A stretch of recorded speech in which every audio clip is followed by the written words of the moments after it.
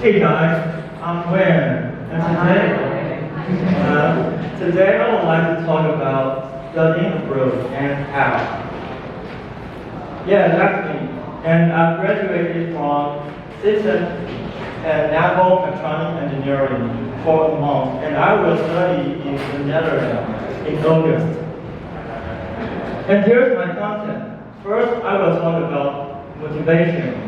And the next part is how to set your goals. And in the next part, I will briefly introduce the application documents for prepare. And first is motivation. And do you want to study abroad? Why and how? And first, I want to ask everyone here a question. Have you ever thought about studying abroad? And if you have ever thought about it, you have your motivation. And here I provide some common motivation, such as broaden your horizon, or become independent, or step out of your comfort zone. And after you find out your own motivation, then you can set your goal. And the goal here means the program or a university or a country you want to go.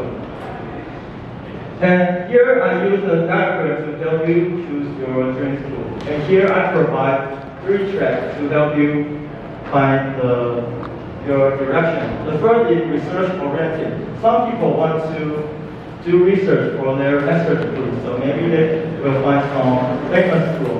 And other people want to work at some specific area. For example, some software engineer wants to get a job in Silicon Valley, then they will apply school in California, right? And the next is about culture. More and more people now want to experience a culture in a different country, then it might be the best way for them. And also, of course, there are other reasons for many people to discover their own direction. And after you find your dream school, what to next? So here, if you find your own dream school, you can go to their website to find the required documents. And on my right is a school in Europe, and on my left is a school in the US. You can see they have a lot of documents in common. For instance, like your transcript, your English language certificate, or your statement of purpose. And after you know how to prepare for your document, but how? And my next part is about how to prepare the documents.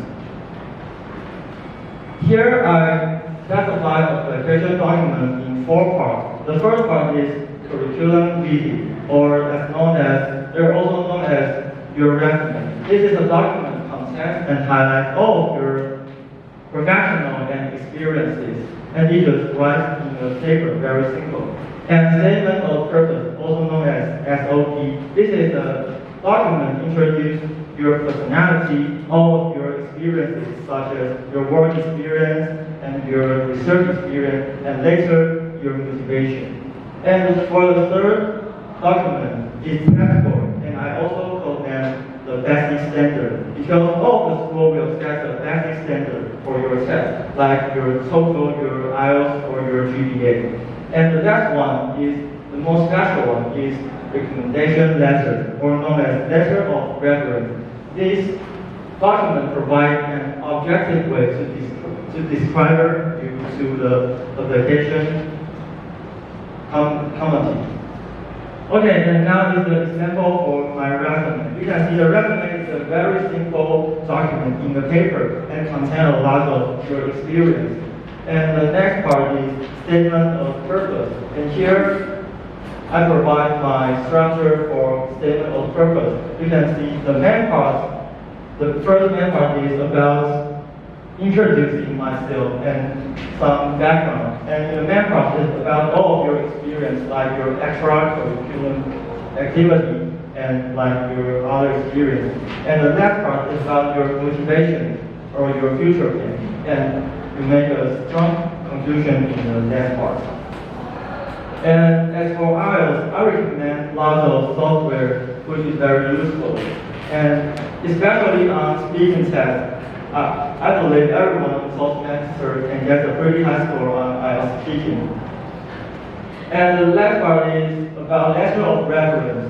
And this is a special argument that you can ask for your professor, your teacher, even for your supervisor at work to help you compile this. And I want to ask everyone a question again. Have you ever thought about studying abroad? So you only live once, so dream bigger. Thank you.